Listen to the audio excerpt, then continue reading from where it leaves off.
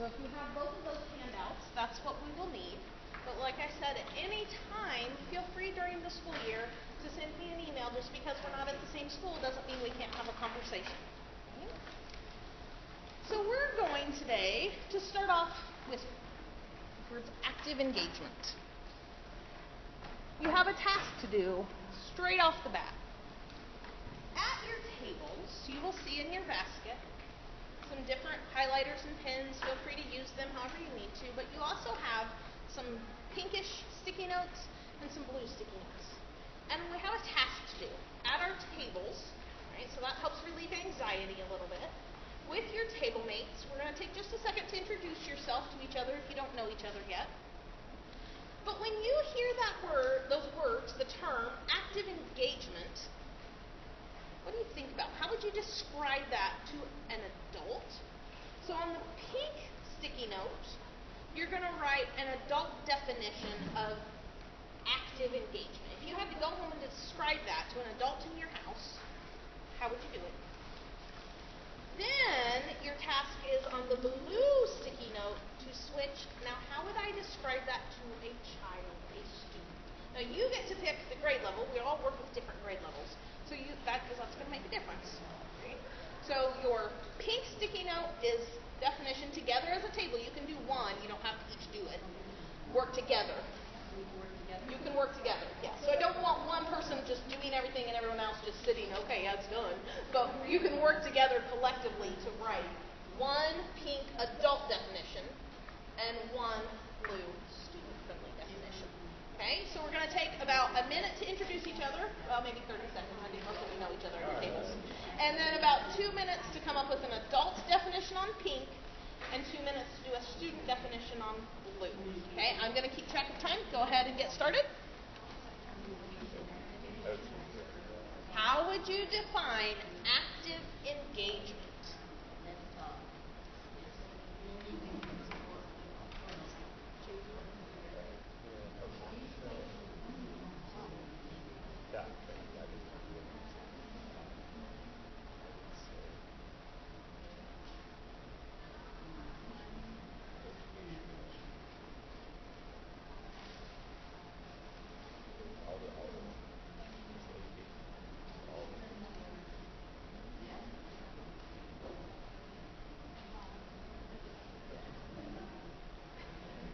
Already had our 30 seconds to introduce ourselves, so by now you should be on the pink adult definition.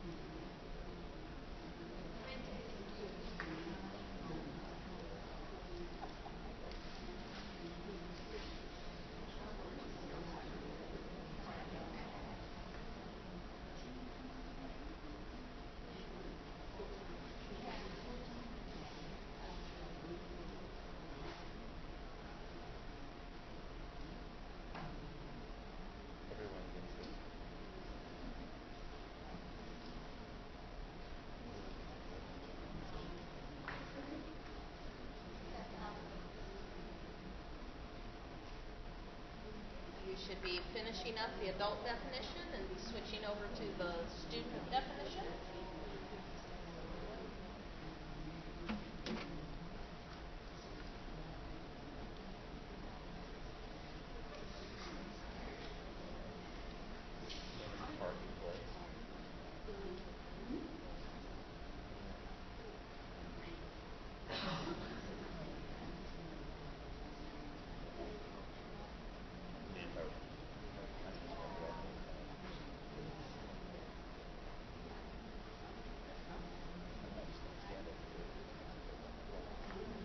would actually find it.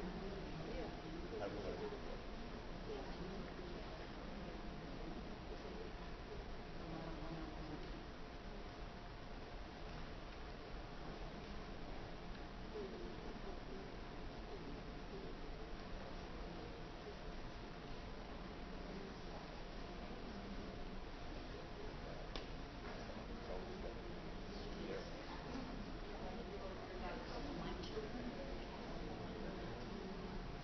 About 20 more seconds to be finishing up that student definition.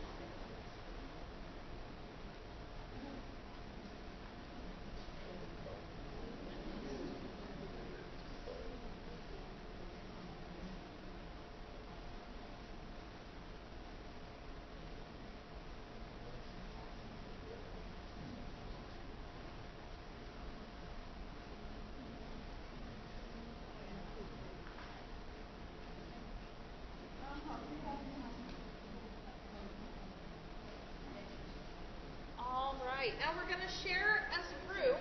Now, not every single table has to share. We don't have to raise hands, but just kind of shout out some thoughts and ideas. For an adult definition, if you went home and griped about the kids were not actively engaged, and your spouse looked at you and said, "What's that mean?" How would you describe that to an adult? Active engagement. What does it mean? You can tell me what it looks like a little bit, too. Communication. From who? What do you think? From students or us or both? Both. I think probably both. Okay, very good. Oh, that's a good adult definition, right? Somebody said bi-directional involvement to a kid. What is he talking about? Lost his mind, right? So very good. What else? So absolutely, we're both in it together, right? What else for an adult definition? Using all your senses to make connections. Like the key, connections, right? Really connecting everything. And lots of times that means using all of our senses, especially for our kinesthetic learners. Absolutely. Right? Any other key pieces that weren't mentioned for active engagement that you think of? Okay, that was our adult terms, right? How about student terms? How would I say that to a student? I'm not going to say, but active engagement, because they're going to shut up. They're checked out, right? How could I put that down into their language? What do you think? Work together and share ideas. We're going to work together and share ideas. That's great. What do you think? Focused attention. Focused attention. I could see those two terms being usable at different grade levels. What do you think? If I say to a kindergarten focus, are they going to know? Maybe, maybe not. It just depends. But they might need the term attention, maybe more so, right? Why do you think we took time to write a definition in adult terms and student terms? What was the point? Why did we do that? I think as adults, if we're going to teach students, we have to rearrange the message for them constantly. That's what we do. Absolutely. And that can be the hardest thing to do, right? Well, I know how to say it, but let me think about how you would say it, right? We have to put ourselves in their shoes. Now, to do that, at all times, we have to be thinking about what grade level we're working with, right? I know lots of you are in a position where you're pinging all day long. You have kindergarten, 5th grade, 3rd grade, 2nd grade. You always have to be shifting what's developmentally appropriate, right? We also want to make sure that we're thinking about, when we're thinking about our student terms, their language abilities, right? We might have a classroom of several ELL children. We might have children that have low economic status. That can delay vocabulary development. We all know that. They need some extra supports. We've got to make sure that we're thinking about those things when we're putting it into their terms. Even things, I know one group today said, like a good piece to active engagement is respect. We want to make sure that we're careful with broad terms like that, because what I consider respect in my home may not be the same thing that my student considers respect in their home. So we want to make sure that we're defining those terms and expectations. And I know sometimes at the beginning of the year it's like, all we did today was go over procedures. And I know the kids go home and feel that way too, right? It's like week 2, what'd you do? Went over procedures again, right? But the term slow down to speed up comes into play there. We want to make sure that we're breaking things down so that they really understand it, so that later in the year we're on the same page and we're working together as a team. Yeah. I actually like the fact it took me today because my new schedule last year was much different. I do full classes in 4th grade and then have to change my break to 5 classes in 5th grade. Yes. So this was a good way to kind of... And it is hard when you're being in all day long like that. It's a big difference, and sometimes classroom teachers don't always understand that, right? And not that they're trying to not understand that, but when they're with 2nd graders all day long, it's just different. I've always said that every classroom teacher should have to step out and do a paraprofessional's job or a Title I job for 2 days. Because you realize, like, wow, it takes a lot. Because you not only have to know those 2nd graders and developmentally where they are, you have to know kindergartners, 1st graders, 2nd graders. So you guys have the toughest jobs in the building. So we thank you for what you do every single day. The big key takeaway from active engagement is our kiddos, our students have to be motivated and engaged in what's going on, or no matter how well I present it, it's going to be lost. I could have spent 17 hours creating the best lesson, but if they're fiddling in their desk the whole time because I didn't get them engaged in what we're doing, that wasn't 17 hours well spent, because they got nothing out of it. Okay. Let's add one person from each table, please, either on that paper for adult terms and student terms, or that one. Add your sticky notes up there, please. Okay. Now, for active engagement, we just kind of defined it, but we need to think about, okay, how can I affect it? How can I make a difference? There are 5 key factors that affect the development of intrinsic motivation, and that's my active engagement in school. The level of challenge is huge. If you've been in schools for a while, you might have seen the term ZPD. That stands for Zone of Proximal Development. But what I like to call that is the sweet spot. Because what that is the zone or the area where things are just a little bit hard for the student, because it's going to stretch them. But it's not so hard that they just give up. So, like an example for me today, if you threw me in the Olympic swimming pool with Michael Phelps, I am not in my zone of proximal development. Right? That is not a good situation for me.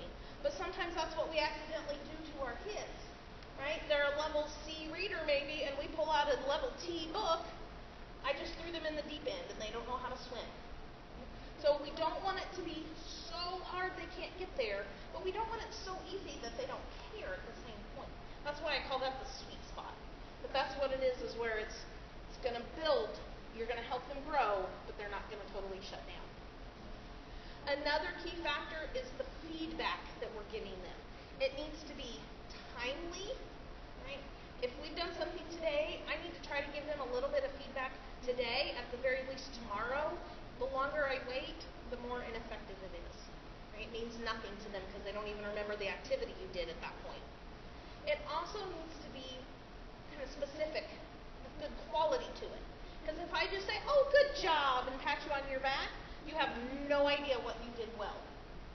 If I'm specific and I say, wow, in that paragraph, you got all your capital letters.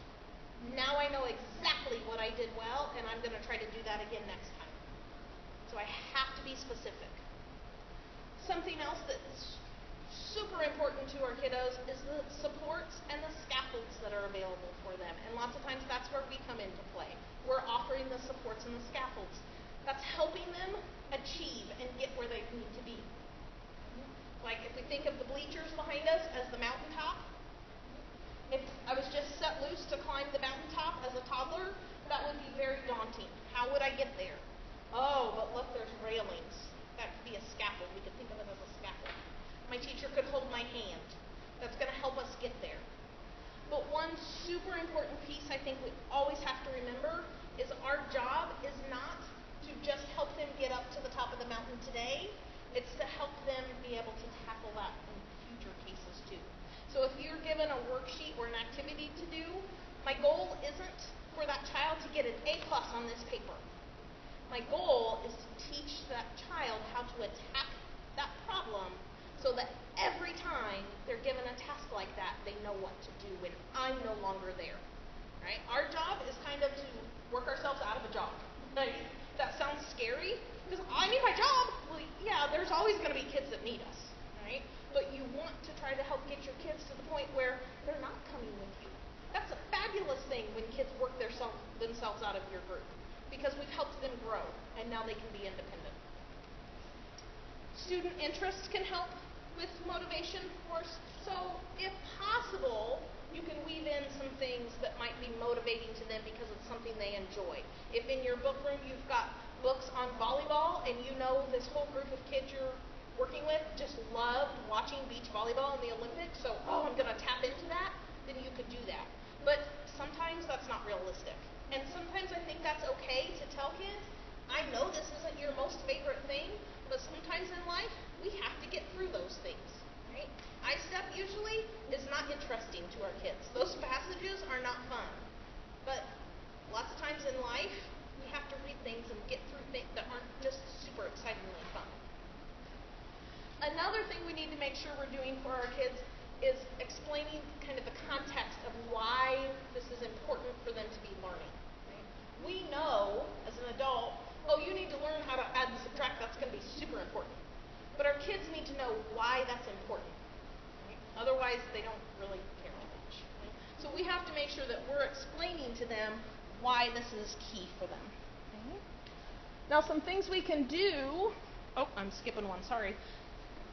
When we're planning our time with our children, 3 basic steps. 1, we're going to activate prior knowledge. Okay? Our brains are very much like filing cabinets. So we learn something, we shoved it away in a filing cabinet. We close that filing cabinet door, and then it's like the filing cabinets in my classroom, and I don't remember what's where. So I've got to activate their prior knowledge so they know, it's like this, and I can find the drawer that's in. So something like if I was doing a lesson on long E today, but last week we did long I could start my lesson with mirroring that for the child. Remember, when last week we were working on long I, sometimes we had that magic E at the end that tickled the letter to make it say its long name. You go through that. This is the same. We're helping them kind of be able to make those connections so they know where to put that information. It's super important that we chunk our learning time. Right? Studies have shown that a student's attention span is roughly their age. Right? So I can't sit my kindergartners in front of me for 20 minutes and expect that they're going to sit there and really be soaking in what I'm saying for 20 minutes. Right? Like, there's times in my life, and I hope right now isn't the time for you, but there are times when, I'm sitting there and I'm quiet, like, I would look like I'm engaged, but I'm not really soaking in what's going on around me. So we don't want our lessons to go on and on. We've got to keep them short. The third step is a processing activity. We have to give our kids time to do something with what we just taught them. Because if we don't use it, we lose it. Right? I took Spanish in high school and college. I didn't use it. I lost it. Right? I wish I had it, but I don't. Everything we do in the classroom is like that too. I could teach them a great lesson on long vowels, but if I don't give them a chance to manipulate things and work with it themselves, they're not really making sense of it. They're going to lose it. Some things we can do to help engagement. Things like mind warm-ups. So we're just getting them, boom, from the get-go, thinking. So like in kindergarten, maybe you're learning your shapes. Yesterday we did circles. Today we're switching to triangles. But maybe to get warmed up and just thinking about shapes, I'm going to start my lesson with something like, boys and girls, yesterday we learned all about circles. Describe a circle. Kiddos would do that. You might say, now, I want everyone to tiptoe around the room and find a circle and bring it back to me. Go. And then they're going to do that. And then I can introduce triangles, and we can talk about how a circle and a triangle are different. But I've engaged them by doing something like that. Again, tapping into their prior knowledge. Movement can be big. Now, I know some of you are thinking, well, I pull my kiddos either into the hallway or into a corner in a classroom. I can't have them up and moving. The classroom teacher's going to kill me if I do that. But there are little things you could do, like if you were practicing maybe vowels or a spelling list, have them tap their fingers. If they're even practicing spelling of something, if it's a long vowel, tap 2 times or do something like that. That just little things like that can help keep them engaged because they know something else is coming up that they have to be watching for. Right? Mini lessons, keep a tight ship. I know this part is really, really hard. Super hard. But especially when we're giving instructions and when we're transitioning, we can't let them derail us. And it's hard when Johnny has a story to tell me because it breaks my heart because I know Johnny doesn't have anybody at home listening to his stories. So my heart goes out to him and I'm trying to. But then Johnny's story turned into 20 minutes and nobody learned anything except what was going on at Johnny's house. Right? Probably what most of the other kids shouldn't have learned. So we've got to make sure that we're telling Johnny, okay, I want to hear that, but you're going to need to tell me that at recess or when we're at card writers or something like that. You've got to keep control of the time. Okay? You could use signals to give everybody a chance to answer. Okay? Again, choice as much as possible. Now, sometimes if you're doing things like LLI, choice isn't really possible in that because it builds on itself. You can't rearrange things. But if you were given a basket of books from the teacher that were all level C books that you knew by the end of the week you needed to get through, or 2 books, if it doesn't matter to you which one is read first, let the kids vote. Okay? That alone is going to engage them a little bit because they had a little bit of choice. Group interaction and collaboration is super important to our kids, especially our kiddos that are struggling in our second language. They need that time to turn and talk or pair and share to build confidence and solidify what they're learning before they have to talk out in front of the whole group. Okay. Any thoughts on that? Okay. And I know we're flying, but the time's running short. All right, reading strategies. We're going to talk about round-robin reading. What is round-robin reading? That term? I know you've all seen it. Okay, so we pulled out our reading book. You're going to read paragraph 1, you're going to read paragraph 2, you're going to read paragraph 3. What's she going to do? Paragraph 4. What do you think she's doing? She was me as a kid. Yeah, you're doing paragraph 6, but when it was me, I hated reading out loud because I didn't ever want to stumble on a word and feel like, everybody's judging me. I hated it. So all I was doing was, okay, I'd read paragraph 6 so that I can read it flawlessly. I have no idea what else has happened in that story because I'm not listening. I'm ready for paragraph 6. What do you think he's done? Paragraph 1. He's probably zoning out, right? Round-robin reading is not the best reading we can do in our classrooms, right? It is easy to implement. We don't have to have any tools with us. It's quick. I numbered you off. You went. It is something we all know. But it is not the most effective of my use of my classroom time. It takes forever. Right? You hit the kiddos. They're like, Sarah got paragraph 8 and it had every vocabulary word in paragraph 8 and she doesn't know how to say those. So you close it up and you put the pain away for the next day. Now you're taking up another day to finish reading. It's not modeling good reading most of the time. Sometimes we have great readers, but most of the time it's not modeling great reading. It's not highly effective, but we all do it. Why do you think we all do it? Sometimes we put a spin on it and call it popcorn. It's really still kind of the same thing. What'd you say? Why do we do it? Because we're used to it. It's what most of us had when we went to school. So it's what we know. Right? It's not that we're trying to not be effective. Right? It's not like we wake up in the morning, well, my goal today is to reach as few students as possible. Let's see what I can do. No, we're not trying to do that, but sometimes we're just at a loss. Well, what can I do? So let's look in our packet. The bright colored paper is on the front, but 3 pages in, on third and fourth page, are some good alternatives, some other options out there. Now, this is not a be-all, end-all list. I don't believe one exists. There's lots of books out. Tim Rosinski has a book called Goodbye Round Robin Reading. It's got some great ideas. Some of them are listed right here. When you're thinking about a different strategy for reading through the text, you want to always keep in mind what your goal is for that text. In choral reading, you're reading together with the kids, and it ends up kind of having a sing-song, a musical experience to it, which is why it's called choral reading.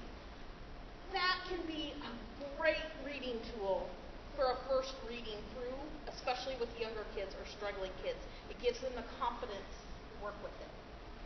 A choral reading, though, isn't going to work if my goal is to hear everybody's fluency. I can't hear individual kiddos in a choral reading. So these are just some different ideas you can read through, but you've got to always keep in mind, what is my goal of the lesson?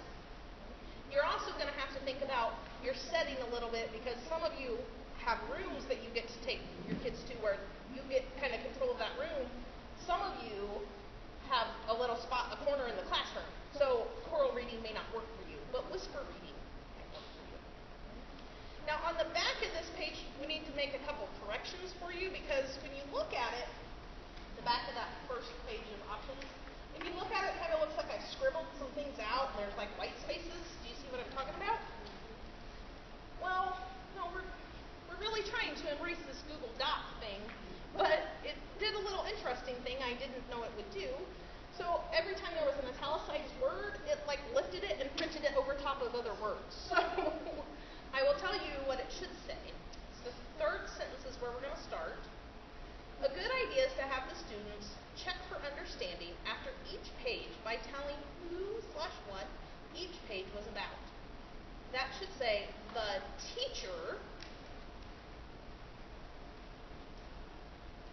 should assign each time if the reader, so you're missing the word reader. The next line starts with the word states. So the teacher should assign each time if the reader states the check for understanding, or the listener states the check for understanding.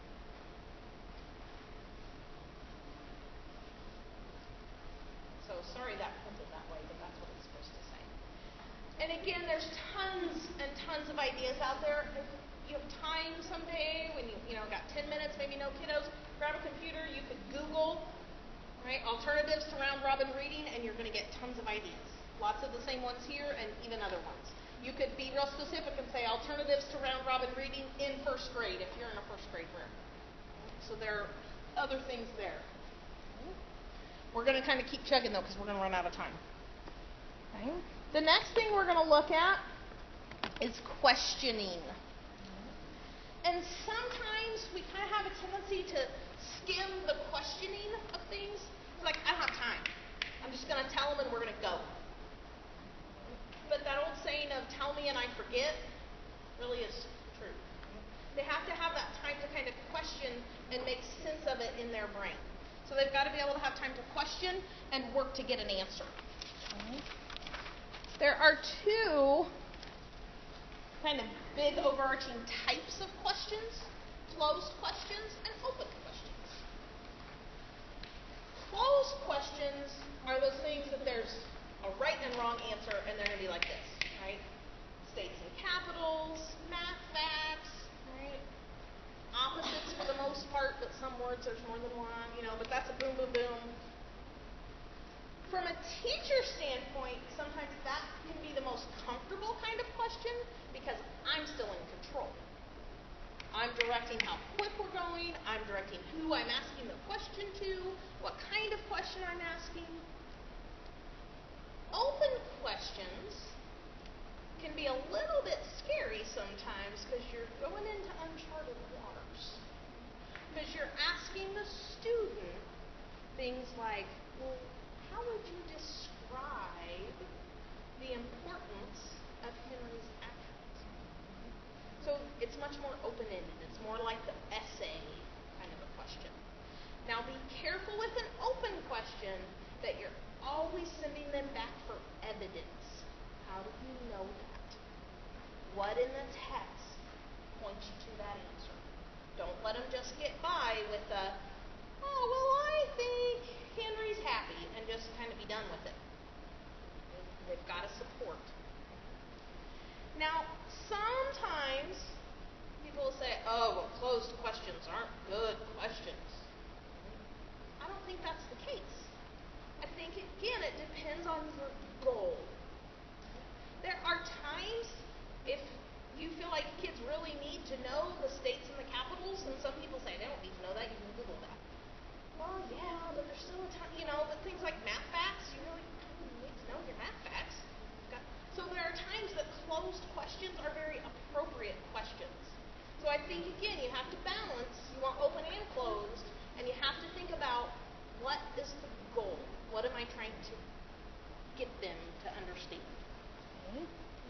Now this next part gets a little hairy, and I know it's almost 3:30, but I promise we can get through it. Okay? So you've got the slide that says types of questions, and then the next one is like, whoa, I can't even see that. What is she doing? I can't see it either. That's why on your handouts you have a big color. All right. So you're going to want to I'm going to go back a slide. You keep this big colorful handout beside you because I'm going to reference it. But we're going to talk about types of questions too. So I don't know everybody's background and how long you've been in the schools. You're new, maybe you've been doing this for 23 years. We're all at different places. But a lot of you have probably heard of Bloom's taxonomy, right? Some of you might be like, yeah, it's awesome. And some of you are like, oh, I ripped up that paper after I was done with it in school.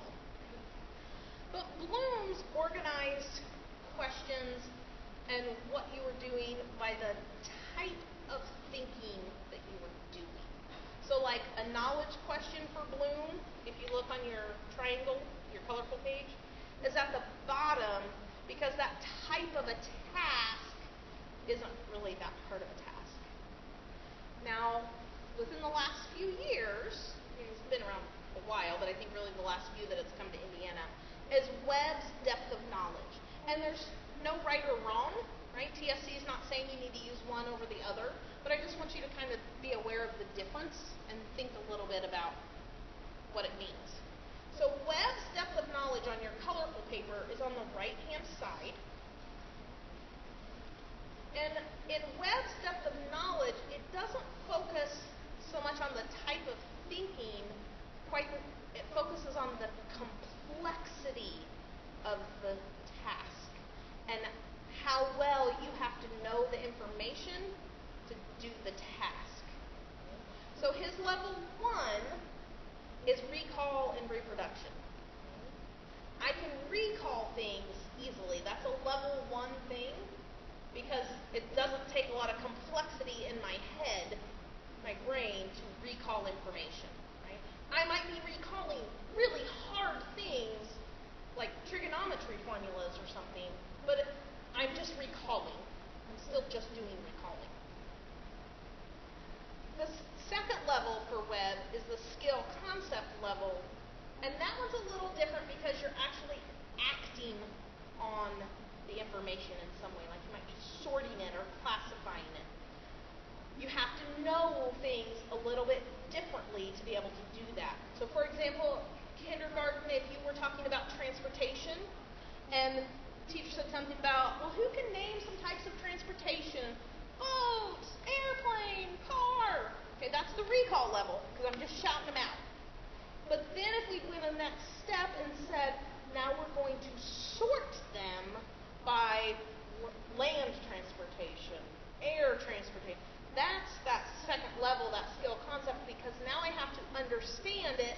I'm not just shouting out, boat. Oh, okay, a boat is in the water. Oh,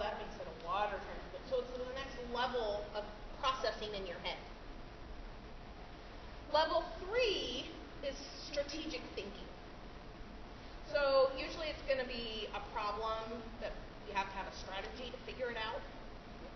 And it's going to be something that's not routine, right? Not something you do every day, but it's like, oh, okay, well, how could I apply this to figure out this? Right? Some board games, risk, right? Strategic thinking. Then on Webb's depth of knowledge, the extended thinking is what he calls the highest level because you have to really know your material very in depth. So it might be something like a research paper, but be careful, not a kind of research paper like, oh, I wrote a research paper all about penguins. That wouldn't be it. But if it was a research paper on like World War II and you had to describe the effects of World War II on European countries, whoa, holy smokes. Then I have to understand World War II, I have to understand Europe, I've got to have some political understanding, economic understanding. So, whoa, what I'm doing in my head to figure all those pieces out is way different. So that's what Webb's depth of knowledge is, just so you know. And again, they're very similar, but there's still differences. So I think it's good to think about both of those. When we question, one really important piece is we have to give our children time to respond. They say at least 3 to 5 seconds before you look for an answer. More than that, if it's a very complex question, more than that for struggling readers, more than that for ELL students that are still trying to process the language, let alone what it is you're asking them. Okay? We have to give them time to respond. I count that out on my fingers on my leg. I have to, because otherwise it feels like an eternity. Like, my gosh, it's been 2 seconds. It wasn't an eternity. So we have to be careful with that. Our last thing, we'll have to go through it pretty quickly, sorry. Checks for understanding.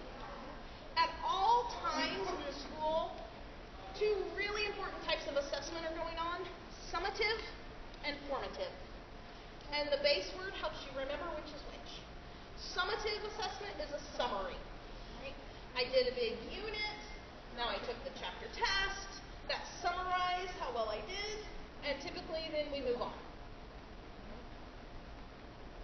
Formative assessment, however, helps form your next lessons, your next moves. It helps me understand who understands what's going on and who needs to be retaught.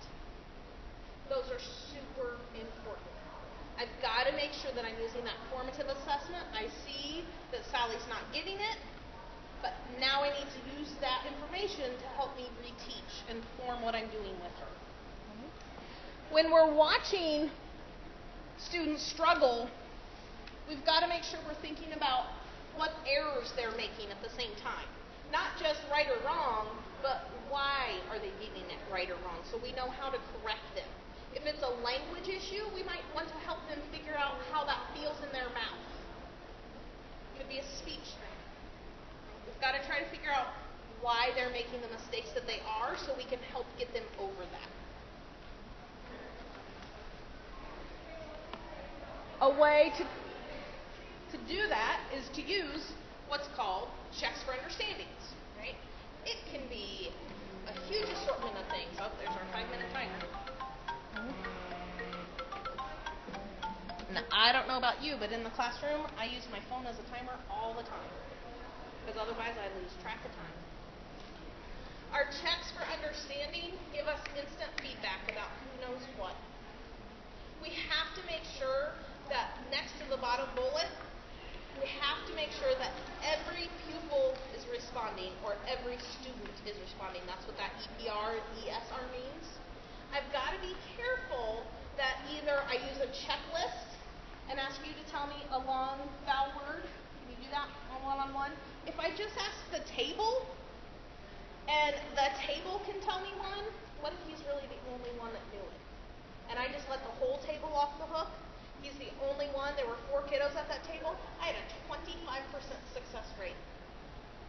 I don't know about you, but I don't want a 25% success rate. So we just have to make sure that we remember those things. And I know it's hard because we have this much time with them. It's tiny. But we've got to make sure that at least every couple days, something, depending on what you're doing with them, you want to do some of those checks for understanding. Now, if you look in your packet, you have a sheet with some ideas of things you can use as a check for understanding. It's the second page. Says 53 ways to check for understanding. They can be things like an exit ticket where you ask the whole classroom or whole group the same question, and kids just on an index card or a post-it note have to write their answer, and they hand it to you to get out the door. Right? Sometimes I would do that going to recess. It doesn't have to be that hard. It can be walking down the hallway when you're walking about in class and you have a checklist and you're asking them things and you're marking whether or not they know it or not. This 53 ways is, again, not a be-all, end-all list. I don't think there's one out there. But there's different ideas for different grade levels, and again, you can just Google checks for understanding in the classroom, and you'll get a ton of ideas. You'll have to kind of play a little bit with what works for your situation and your grade level of students. I know that was a lot to cram on you on a Thursday afternoon. Do we have questions? Thoughts? Not so much. Okay. Thank you for staying today and for the job you do for us each and every day. Before you leave this room, I need your agenda sheets. If you could evaluate this session and just write, you circle the one you were at, and then you circle how kind of helpful it will be to your job. And also, I will take your goldenrod colored paper. That's for your time today.